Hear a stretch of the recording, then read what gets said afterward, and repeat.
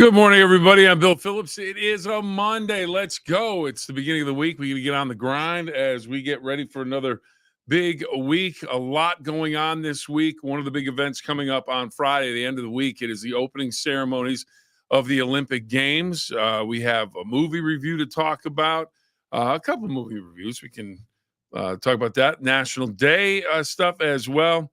And just a lot going on as we get ready for this Monday, a day that is already off to a good start. Not a bad weather day. Hopefully, everybody had a great weekend. It was a fantastic weekend, I thought, in terms of weather, and just you get out and do just about anything you want to do. Ralph, hello. Hello. Yeah. Good morning to Billiam. Tracy, hello. Good morning. Good morning. Sherry, good morning. Good morning, everybody. Thanks for joining us. I want to remind everyone, can't thank Valley Converting enough for being our sponsor for the 9-Minute Phill-Up. We greatly appreciate that. And we greatly appreciate everybody for joining us on these Mondays, Tuesdays, Wednesdays, Thursdays, and Fridays for the 9-Minute Phill-Up. It is a Phill-Up that is supposed to go 9 minutes, but it usually goes overtime. But that's okay. We enjoy it. We enjoy it. Hopefully you enjoy it. And one of the big news items today, might as well start right there. It's from the Olympic Games, and it is LeBron James. LeBron James, who is one of the greatest basketball players to ever live, one of the greatest athletes to ever walk the planet. He is going for a third gold medal at the Olympic Games. He already has 2 golds and 1 bronze. And he today found out that he will be the flag bearer for the United States of America. Good morning, Craig. Good morning indeed. Good morning. Good morning. I greatly appreciate that you are listening. Thank you very much.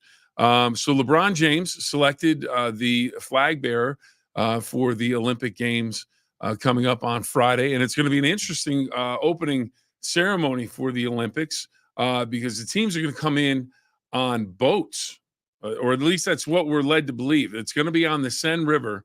And a lot of people worried about security and everything else, but they have this extravagant event that they're going to have boats that are bringing the teams in.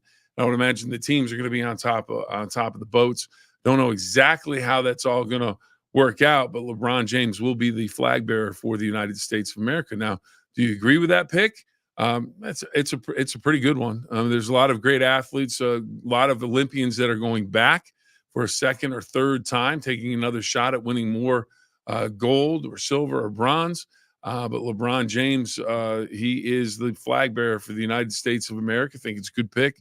I have no issue with it. And it's one of those honors, I think, for an athlete that, they are absolutely humbled by it because you're representing not only yourself as an Olympian, but the entire Team USA Olympic roster for all of the sports. So, and I believe this is voted on by the athletes. I would have to double check that. But LeBron James selected today. He found out today that he is going to be the Olympic flag bearer for the United States. So that is outstanding news for LeBron James. I think it's good news. And it means we're closer. We're one more day closer to the Olympic Games. And you know who puts on an Olympic feat each and every day at Valley Converting? Well, the guys at Valley Converting, Mike Biasi and everybody, as they recycle paper. You bring the paper products, and they were going to turn it into new paper. One of the things that I always like is, give a book a new life. So let's hear from Valley Converting right now. Every piece of paper has a story. What if that story didn't end when you were done with it? At Valley Converting, we turn your old paper products into recycled paperboard, continuing the story. Locally owned and operated in Toronto, Ohio, bringing your paper to Valley Converting isn't just about recycling. It's about supporting a cleaner, greener future for all of us. We are here 5 days a week to help you make some green by going green. And remember, recycle for your future.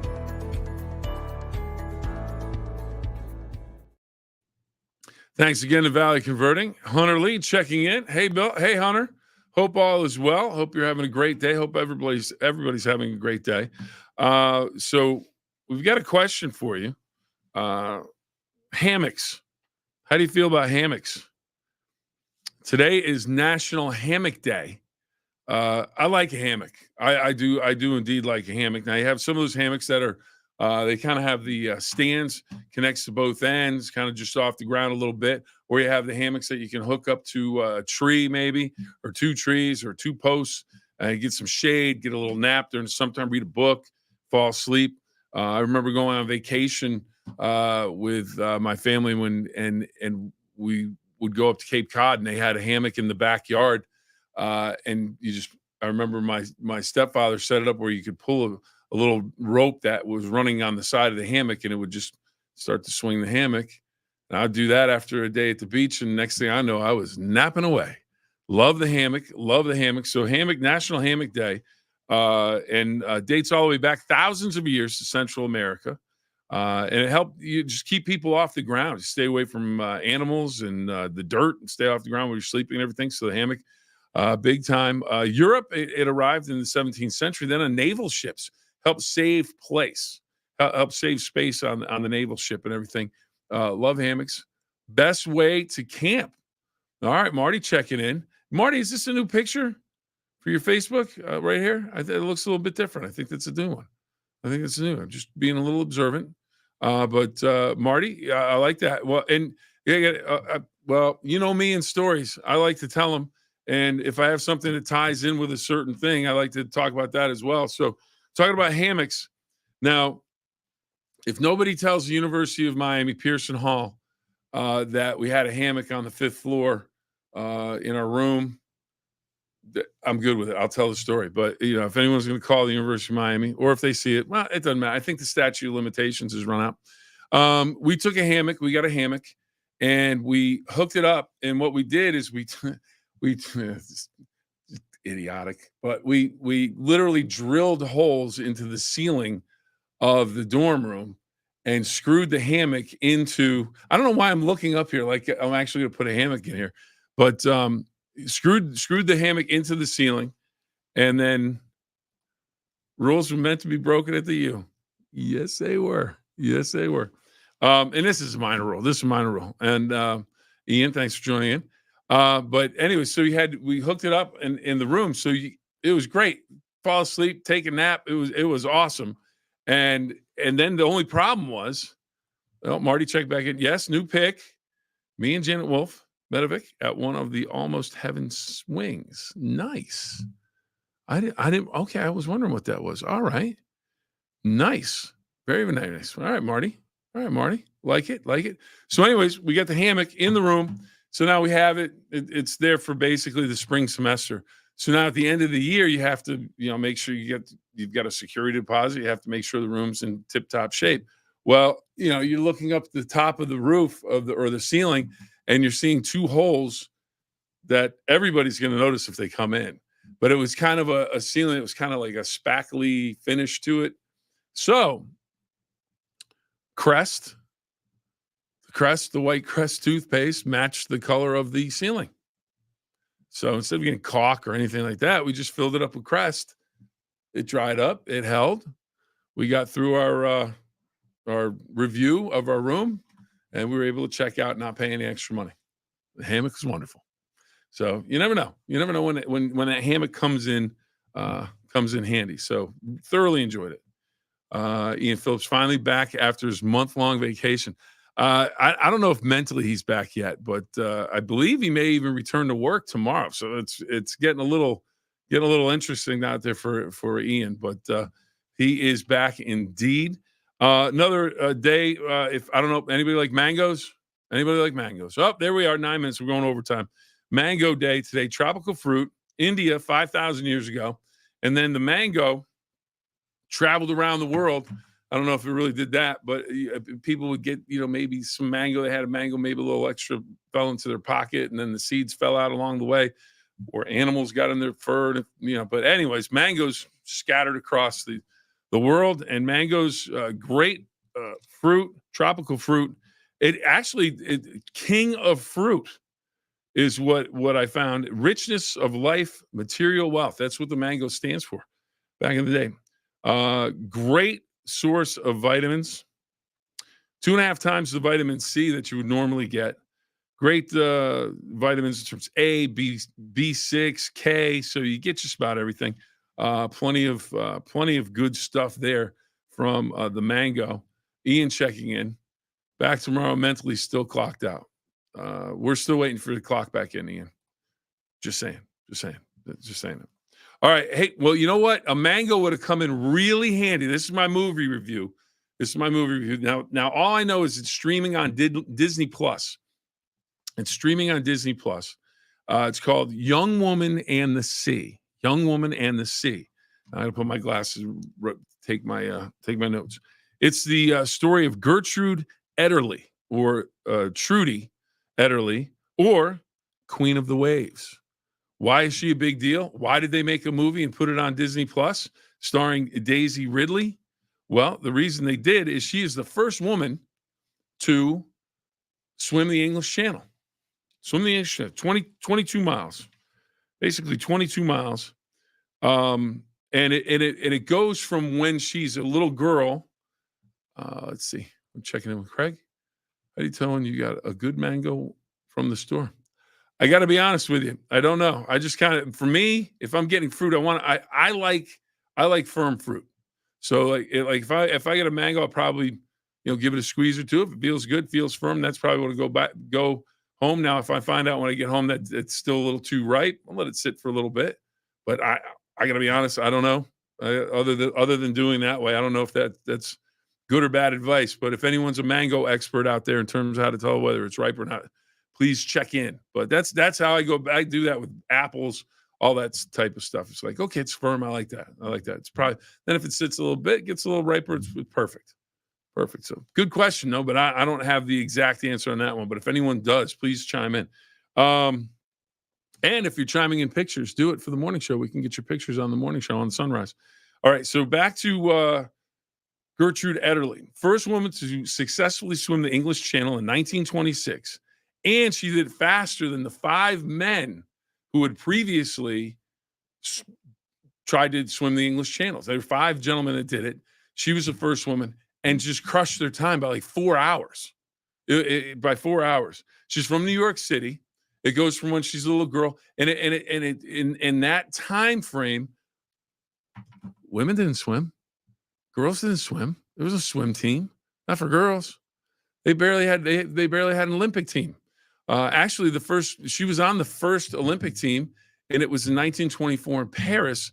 And one of these, I'm not giving a lot away, but her dad actually laughed at her at the dining room table and said, "What are you talking about? You're not going to do this." And she went, "I'm not asking permission." So she basically figured out a way to get on a swim team and trained. And it was the women's swim team. They trained in the basement of this building that had a pool, while the men and the boys all had the nicer pool upstairs and everything. She found her way onto the team. One of her big things was swimming around the pier at Coney Island. You win a free hot dog. So anyways, just a really, really good movie. Saw the things that she went through. She had to overcome just the hurdles that were put up in front of her every time it turned around. Went to the Paris Games. Was on the first women's swim team. They expected her, win all of them, win all the medals, win everything. Won a gold medal in a relay and a couple of bronze. But it's not really about the Olympics, but there is some interesting things about what went on in terms of training and everything, because everybody got on a ship and had to go across to Paris. And you see the men, they had their advantages getting to work out. Women, you better just stay in your rooms, because there could be trouble. There's a lot of men on the boats, not too many women, so there could be trouble. That was their thought process back then.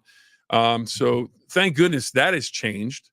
But a truly amazing story. But what I was going to tie in was mangoes. I mean, she's swimming across the English Channel. She's just super hungry. And, a mango probably would have been good. It's the king of fruits, and she was the queen of the waves. Would have worked out perfectly. But if you have a chance, if you want a movie that's a true story or based on an incredible true story, as they like to sell it, Young Woman and the Sea. Very, very, very good. Gertrude Ederle, or Trudy Ederle. She had a ticker tape parade in the Canyon of Heroes. It's an amazing story just to see what she overcame, I should say, and the people that helped her and how she made it all happen. And I really enjoyed it. Really enjoyed it. Watch that over the weekend. Now, another movie, I know I mentioned Amanda. She had mentioned going to see Twisters the other day. She saw it, loved it. Jeff, on his birthday, now here, talk about bookending it, in 97 when the first one came out on his birthday, July 19th. And then Mr. X-Line this year, July 19th, came out, went to see the movie, and loved it. He said the meteorology part of it was pretty good. There were a few cringeworthy moments for him, but after that, he said he really enjoyed the movie, thought it was good. He said it seemed like everybody enjoyed it that was at the theater that he went to. So a couple of movie possibilities for you. Of course, Twisters out in theaters right now, and The Young Woman and the Sea. If you're looking to catch that one, streaming on Disney Plus. Not too long, a couple hours long, and just a really good story, and just a story that shows someone overcoming the hurdles that people are putting in front of her, and finding a way and finding a way to let her talent and what she wanted to do, not what anybody else wanted to do, but what she wanted to do, how she went about accomplishing her goals. So just really enjoyed that movie. And if you get a chance to see it, I think you won't be disappointed. I think that is it right now. We are in overtime. We doubled it up as normal, I believe.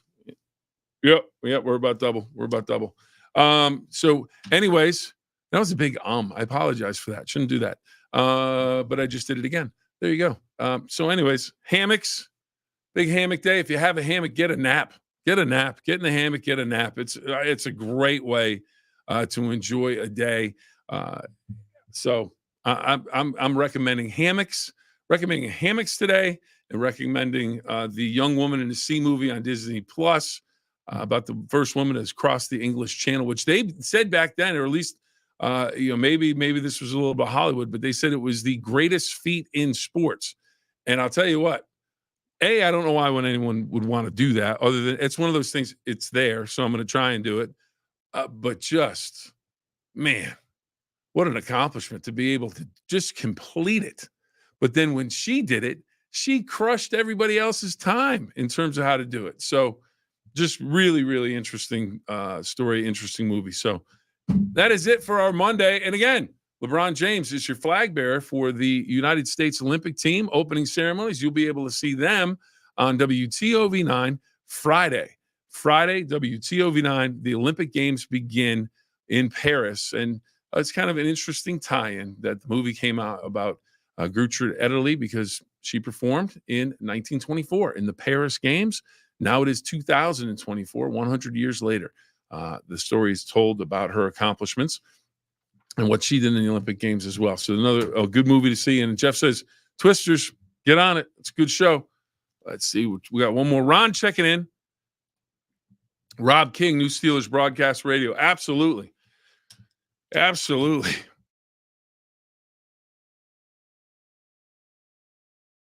All right.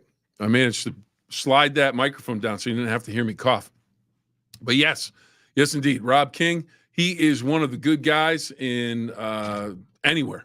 He's a really good person, and an excellent broadcaster. He's going to do a fine job as the voice of the Steelers. Very excited for him. Got to know him quite a bit when I was up in Pittsburgh, and he is just a solid individual. Couldn't be happier for him getting that job. So congratulations to Rob King. And I really think he's going to do a great job as the new voice of the Steelers, taking over for Bill Hillgrove. So we will leave it there. Ron, thank you for adding that in. Greatly appreciate it. All right, everybody, remember two rules. Have fun and always try your best. Have a great day, everybody.